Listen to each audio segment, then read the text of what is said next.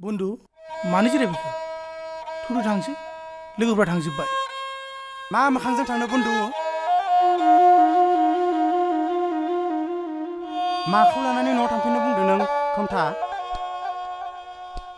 माथो खालामबावनो जों दिनै जों जेनखोना देराखो जों गाज्रिसो मावखो ना मोजांसो मावखो बेखौ समावसो मिथिगोन दैखां दायो न'आव फैफिनदो बन्धु जोंनि मावनाया मोजां जायासै खोमथा जोंनि थांखिया बे नङामोन जों जेनबाय जों दिनै देरहानायमोनब्ला जोंनि गेदेमा गायसनगुदिया सरकारनि गोजा न'आव जोबथे जाफिननो नांनाय नङामोन जों दिनैनि दिनावबो आरोबाव आलाय सिलाय जानो नांनाय नङामोन